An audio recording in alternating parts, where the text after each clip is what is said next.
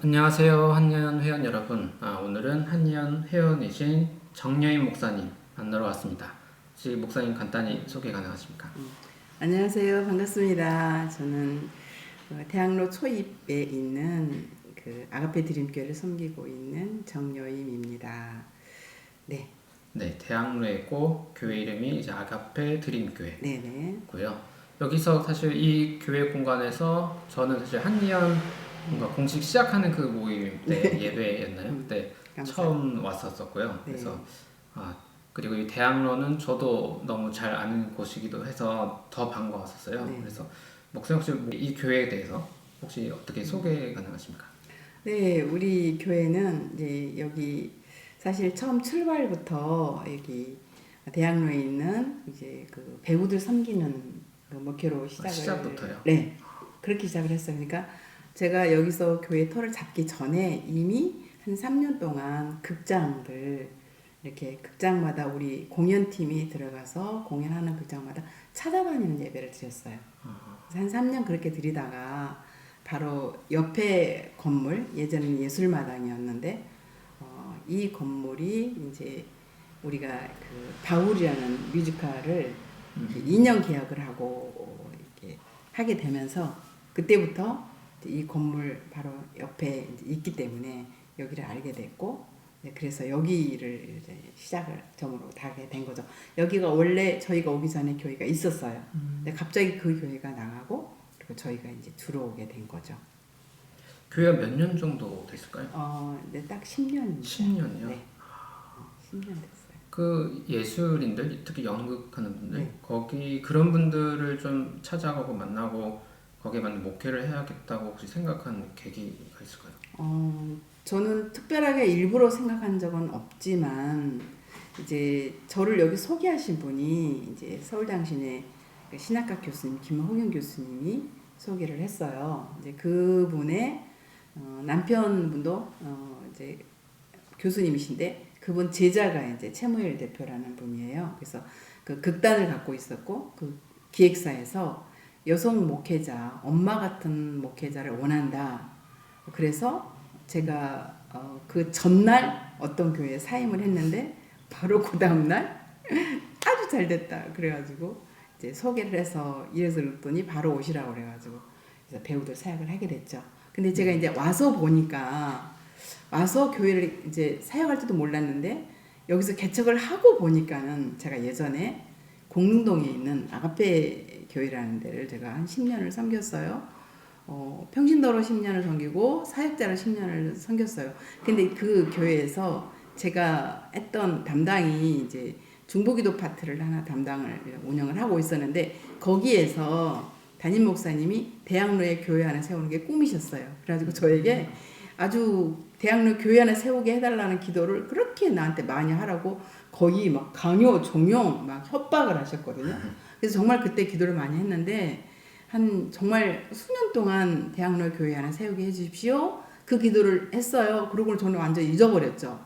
그 목사님은 또 돌아가셨고 그랬는데 제가 어느 날 보니까 제가 여기서 교회를 하고 있는 거예요.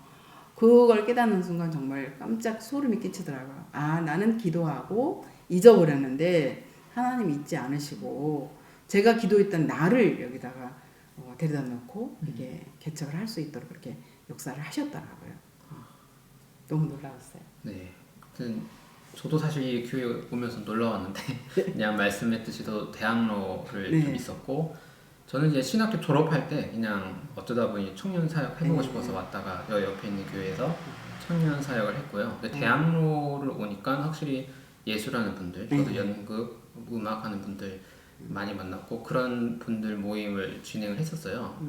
그런 분들 만나다 보니까 프로필 사진이나 이런 것도 필요하잖아요. 너무 비싸고 그래서 카메라 만지는 것도 그런 분들 만나다가 같이 찍어주고 하다가 이제 조금 카메라 친해져서 이렇게 인터뷰 영상도 하게 됐고 그리고 저 같은 경우에 교회 개척을 할 때 그 예술하는 분들한테 도전을 엄청 받았어요. 왜냐면 특히 극단에서 활동하는 친구들 만났을 때 페이를 잘 못 받더라고요. 그리고 그냥 자기 생활비는 다른 일을 해서 벌고 예술 활동에 전념하는 많은 청년들 만나면서 저도 이제 목사로 계속 살아가려고 할 때 이제 어느 날 이제 그런 월급에 매여 있는 제 음. 자신을 보면서 이 친구들은 자기의 어떤 예술적인 가치를 위해서 이렇게 더 인생 걸고 하는데 나는 너무 이제 오히려 돈만 보고 약간 안정적인 삶만 오히려 내가 추구를 하고 있구나라고 종교인으로서 더 부끄럽더라고요. 그래서 그게 자극이 사실 많이 됐던 게 있어요. 그런데 이제 몇 년 만에 대학로 이제 모임에 와서 예. 목사님 교회를 보고 또 그런 목회를 한다 예, 보니까 예, 예. 또 신기한 생각이 듭니다. 네, 그렇죠. 제가 여기 교회 터를 잡기 전에는요, 제가 그때 그 뭐죠, 무쏘 쌍용 그 차를 제가 갖고 다니는데 그 뒤에가 짐을 실 수 있어요. 거기다가 밥솥에 그릇 쟁반에서부터 반찬 이런 걸 다 한 극단 식구들이 그 우리 배우들이 보통 한 이제 뭐 캐스팅한 배우들이 한 15명 정도 된다. 그러면은 섬기는 애들까지 스텝 식구가 거의 한 30명까지 되기도 해요. 보통 20명 좀 넘는 이 아이들을 한 끼를 먹이려고 잔뜩 밥을 해가지고 갖고 와서 사실 먹을 데가 없어가지고 저희들 극단 건물에 있는 그 옥상을 이용한다든지 비 오는 날은 바람 부는 날 막 계단에서도 먹고 이러면서 극장에서는 먹을 수가 없으니까 그렇게 이제 아이들을 밥을 해주기 시작했던 이유가 아까 말한 대로 이 배우들이 사실 TV 모니터에 얼굴을 비치거나 또는 인지도가 좀 쌓이거나 뭐 이렇게 하기 전까지는 정말 정말 어려워요. 그러니까 한 끼 식사 밥을 제대로 먹기가 어려워요. 커피 먹고 햄버거 하나 먹고 하루를 때우기도 하고 뭐 그런 아이들 내가 너무 많은 걸 보고 이 아이들한테 밥을 해줘야 되겠다. 그래서 제가 밥을 해주기 시작을 했거든요. 그러면서 밥을 해서 갖고 오는데 먹는 데가 너무 불편하고 없는 거예요. 근데 하나님이 이 공간을 만나게 하면서부터 여기서 밥을 같이 해 먹으니까 너무 좋은 거예요. 너무 좋아요. 그래서 제가 의도치 않게 밥 해주는 목사로 소문이 나버렸어요. 그래서 밥 해주는 목사로 뭐 기사도 나가고 좀 알려졌는데 사실은 매일 밥을 해주면 좋겠지만 한 주에 한 번 이렇게 해주거나 아니면은 점심 저녁 해주거나 어떤 극단은 목사님 해주는 거 미안하니까 우리가 해 먹을게 그러고 아예 삼시세끼를 여기서 다 해 먹고 또 여기 바닥이 전부 다 열선이 들어가 있어서 또 거의 큰 이불만큼은 큰 이제 무릎 담요도 많이 사놓고 해가지고 여기서 먹고 자고 숙식까지 해결까지도 했어요. 그런 극단도 있어요. 그래서 전부 다 이제 우리 교회는 무조건 이렇게 무료거든요. 전부 다 돈 받지 않아요. 뭐든지 다. 그렇게 해서 아이들이 여기서 어떤 자기 꿈을 위해서 기도도 하고 말씀 공부도 하고 예배도 드리고 숙식도 해결하고 그리고 또 회의도 하고 굉장히 이렇게 이 공간을 잘 썼죠. 하나님 은혜죠. 쓴 게. 특히 코로나 기간에 좀 어렵지 않았어요? 대학로. 코로나 기간에는 특히 대학로는 제일 많이 힘들었죠. 대학로가 처음에 저희들이 여기서 11년도에 이렇게 자리를 잡을 때만 해도 2011년도에 그때만 해도 여기 앞에 거리가 북적북적 됐어요. 네. 우리 바로 옆에도 극장이 4관이나 있고 굉장히 많고 배우들도 여기서 많이 만나고 그랬거든요. 근데 첫 번째로 그 dense를 맞았던 게 우리 4.16 세월호 사건 그리고 이어서 메르스 계속 이어지면서 휘청거리기 시작을 했고 그러면서 회복이 정말 더디 되는가 싶었는데 코로나가 되면서부터는 아예 공연을 아예 못했죠. 아예 못하고 우리 극단 아이들도 아예 한 2년 정도는 어려웠던 것 같아요. 근데 2년째 되면서부터는 그래도 움직였어요. 그래서 그간에 여러 작품을 좀 했죠. 철로역정도 올렸고 또그 용욱이의 편지라는 것도 했고 또 다니엘도 했고 이제 몇 가지 이런 기독교 작품들을 그런 어려운 가운데 했는데 할 때마다 손해 봤죠. 경제적으로 손해를 많이 봤습니다. 바울도 마찬가지로 굉장히 경제적으로 많이 힘들고 어려웠죠. 그 잘 버텨내면서 지나가고 있는 것 같네요. 지금도 역시 지금 아까도 우리 청년 배우 중에 하나가 우리 성경 공부에 참여하고 그리고 같이 이제 식사하고 이제 갔는데 걔가 걔 얘기를 들으면서 너무 마음이 아팠어요. 그때 당시로 집이 그 지하 그 이번에 수해 그 왔던데 거기 서초동 그 지하에 사는데 여기서 거기까지 걸어다녔답니다. 차비가 없어서 그 우리 공연할 때. 그러니까 공연장에 70명 정도 들어오면 되는데 3명, 2명, 4명 이렇게 들어왔었어요. 근데 또 안 할 수가 없으니까 하기는 했고 그런 과정 속에서 그러니까 우리도 극단에서도 아이들 페이를 줄 수가 없는 거예요. 돈이 없으니까. 아이들도 뻔히 그런 걸 다 알고 이러니까 그냥 서로 참는 거예요. 참으면서 그 경제적으로 지금도 경제가 너무 어려운 거를 지금 하소연을 하고 내가 이 길이 맞을까요? 이 고민을 가지고 아까 왔다 갔는데 수없이 그런 고민을 하면서 또 이 길을 가고 있죠. 저도 대학로에 연극 보러 때 이게 워낙 유명하니까 와 재밌고 기타 여기 이러면서 뭐 멋있다 뭐 이러면서 이렇게 보러 공연만 봤는데 이제 그렇게 살아가는 청년들을 만나보고 아니 그 페이를 못 받는다는 건 진짜 상상도 못 했었어요. 그래서 많이 그래요. 그 너무 어렵고 그러니까 자기 생계와 또 일은 또 다르고 이게 또 너무 불안정하더라고요. 그래서 상당히 많이 놀랐고 저도 코로나 기간에 이제 한번 공연 많이 못 왔던 것 같아요. 그래서 저도 그 누가 지인이 한 번 와서 이렇게 하는데 부른 사람도 있고 저도 이게 너무 길어가지고 타격이 사실 어려워서 초대도 못했어요. 왜냐하면 모이는 것 자체가 힘들기 때문에 우리 배우들은 다 걸렸었어요. 네.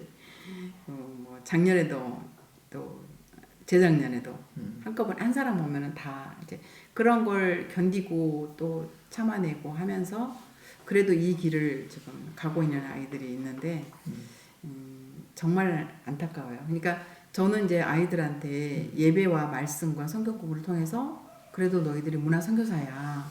선교사의 아픔, 선교사의 삶, 선교사의 어떤 사명 이런 것들을 늘 이제 깨우치고 함께 이제 기도하고 이렇게 가긴 하지만 너무 마음이 안타까운 거예요. 너무 아픈 거예요.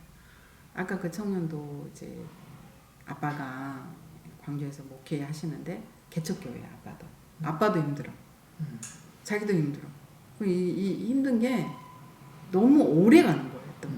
그리고 희망이 보이질 않아요. 언제까지 참아내면 이게 괜찮아. 내가 어떤 다른 작품에 갈 수 있어. 이게 아니잖아요. 계속 오디션을 계속 보는데 오디션은 계속 안 되고 알바로 근근히 삶은 유지는 하지만 그 삶이 녹록지가 않죠. 아이들이. 그래서 먹는 문제가 너무 힘들어요. 아이들이. 그리고 집에도 애들 가보면 사는 데 가보면은 2-3명이 방을 같이 얻어서 이렇게 쓰거나 지하방을 그렇게 얻어서 쓰고 있는데 이번에 또 수해가 나가지고 아이들이 사는 데가 우리 아이들이 이런 데서 꿈을 키우고 있구나. 정말 안타깝죠. 굉장히 늦게 조금 유명해지는 분들도 많고 배우들 이렇게 보면은 그 시간이 견뎌야 하는 시간이 조금 다른 직업군에 비해서 좀 긴 것 같아요. 그런 분들을 위해서 목회하는 분들이 필요하다는 생각이 많이 드네요. 저도 간접적으로 저는 이제 이제 동아리처럼 약간 몇 명 부서만 맡아서 있었었는데 그분들을 위한 목회를 하신다고 하니까 또 그들한테 이제 가장 필요한 게 그런 어떤 식생활 해결 같은 거 아주 기초적인 거잖아요. 기초적인 그런 생활 대책이 안 돼서 어려운 것도 있지만 그런 것이 해결이 된다고 해서 또 다른 문제가 없느냐 하면 그건 또 아니에요. 이제 뭐 계속해서 이 길을 가야 되는 진로에 대한 그런 걱정도 있지만 배우들이다 보니까 상처를 굉장히 많이 받아요. 왜냐하면 자기가 이미 상처가 있는 아이들이 많아요. 그리고 인정을 받지 못한 거에 대한 이 아픔들이 많기 때문에 그래서 이거를 주체 어떻게 감당을 못해서 힘들어하는 경우 그리고 그 상처는 늘 언제나 가까운 사람들한테 오잖아요. 그래서 그런 어떤 함께 그 상처를 보듬고 어루만지고 그런 것들이 또 필요하죠. 그래서 저는 이제 여성이기 때문에 또 나이가 많고 이런 게 또 아이들한테는 좋더라고요. 오히려 엄마처럼 생각하고 편안하게 또 자기들 세계와 내 세계가 연결된 꼬리가 그렇게 많지 않다 보니까 저에게는 자기들의 극단의 내부의 문제까지도 쉽게 이제 털어놓고 함께 이야기할 수 있는 이런 게 되니까 아이들이 그런 어려움을 저한테서 많이 호소하고 저는 그냥 들어주는 거죠. 제가 나서서 해결할 수 있는 건 거의 없죠.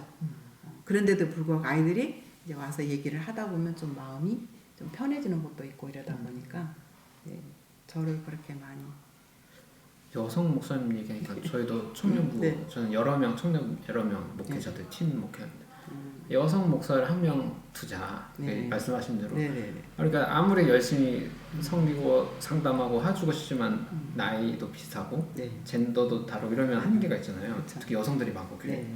그런데 이제 결국엔 여러 이유로 잘 안 되더라고요. 그렇죠. 그래서 남성 목사님만 떼거지로 있고 나이 드신 여성 목사님을 한번 초청을 하세요.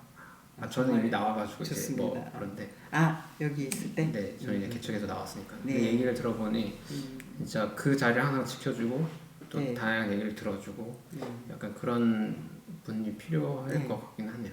많이 필요하죠. 일반 교회에서도 사실 저희들도 일반 교회에서 많이 사역을 오래 해봤지만은 자기 성도들이 자기 교회 목사님한테 상담 잘 안 해요. 잘 하지 않습니다. 옆에 교회, 저도 옆에 교회 교인들 많이 상담해줬어요. 충분히 그럴 수 있다고 생각해요. 자기 자신을 오픈하는 게 사실은 쉽지 않죠. 소문이 또막 네네네. 쓸데없는 소문에 또 휩싸일 염려도 있고 이러다 보니까 그래도 제가 또 아이들한테 에너지를 받는 건 더 많아요. 사실은 제가 아이들한테 무엇을 뭐 준다거나 이런 거는 별로 사실은 없는 것 같아요. 제가 아이들하고 이렇게 있다 보니까 제 생각이 좀 덜 늙는 것 같아요. 덜 공부해지는 것 같고 그런 이점이 있어요. 아이들 쓰는 용어들도 저도 같이 함께 아이들하고 쓰고 가만히 있다 아이들이 무슨 드라마 얘기하면 나도 막 얼른 쫓아서 보고 요새 뭐 유행하는 거 뭐 이런 거 저런 거 그런 트렌드에 조금 더 민감하게 저도 반응할 수가 있죠. 아이들하고 같이 있다 보니까 그런 점은 되게 좋아요. 굉장히 좋습니다. 그리고 이제 아이들이 이제 저랑 거의 한 10년을 이렇게 쭉 이렇게 있다 보니까 이제는 아이들 중에서는 또 제가 이제 주방에 들어가면 얼른 쫓아와가지고 목사님 내가 할게요 이러면서 아이들 중에는 이렇게 솜씨가 있는 애들이 있어요. 그래서 저보다도 칼질이 더 잘하는 아이도 있고 그래요. 그래서 함께 같이 이제는 함께 같이 만들어 먹는 이제 그런 때까지 왔고 설거지는 당연히 자기들이 하고 그래요. 그래서 굉장히 좋죠. 행복하고 애들하고 같이 먹으면 더 맛있어요. 그죠? 네. 좋습니다. 교회와 목회관에서 혹시 추가적으로 뭐 또 있을까요? 나누면 저는 이제 이 교회를 개척할 때 제가 이제 3가지 거를 머릿속에 생각을 했어요. 이제 저기 이제 붙여 있기도 한데 우선 사람을 한 명 한 명을 사람을 보고 이 사람이 그리스도와 연합한 사람이 되게 하자.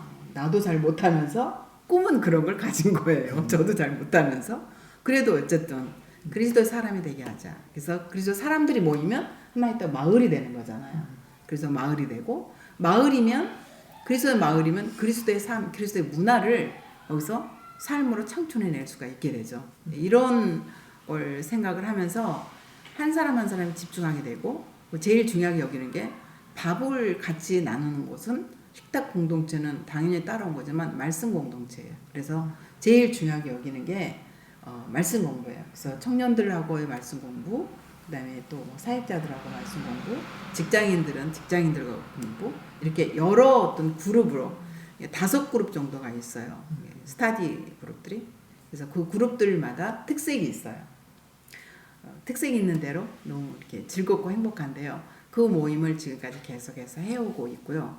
우리 아이들이 이제 제일 저한테 이렇게 목사님 이거 너무 좋아요, 감사해요 이렇게 말하는 게 뭐냐면 매일 아침 저거 10년째 지금 하고 있는데 매일 아침 말씀 묵상을 해서 짤막한 본문에 그에 따르는 말씀을 제가 묵상한 내용을 정리해서 이제 보내줘요. 그걸 보내주면 그걸로 자기들은 큐티를 하고 아침을 이제 하루를 시작한다는 거죠. 그래서 그게 이제 사복음서를 마태복음, 요한복음까지 하고 창세기부터 여호수아까지 또 하고 10년 동안 그리고 또 지금 또 두 번째 복음서를 마태복음부터 해서 지금 누가복음 지금 22장쯤 가고 있어요. 이게 아이들이 너무 좋다는 거예요. 그리고 성경도 제가 아이들한테 전부 다 예전 성경이 아니라 버전을 새 버전으로 바꿔서 읽을 수 있도록 그렇게 하고 상품도 많이 이제 걸어서 성경을 좀 많이 읽도록 하고 있어요. 설명도 중요하고 공부도 중요하지만 일단 읽어야 읽지 않으면 사문하잖아요. 의미 없잖아요. 성경이 본인이 읽어야죠. 그래서 성경 읽는 거 많이 중요시 여기고 또 때때로 뭐 1:1 양육 받고 싶어하면 또 1:1 양육도 이렇게 해주고 그런 양육을 가장 중요시하게 여기고 있어요. 제가 제일 못하는 양육. 저 약간 포기. 저는 교재를 다 제가 만들었어요. 세가족 교재. 목사님도 드릴게요. 세가족 교재. 또 바이블 스타디도 제가 만들어서 나가서 시중에서 구하는 것들도 많이 있는데 저한테는 잘 안 맞더라고요. 그래서 아주 좋은 교재가 별로 없는 것 같아요. 네, 그래서 영성을 또 THM을 영성을 했으니까 이제 영성도 그래서 기도 모임도 또 하나 있어요.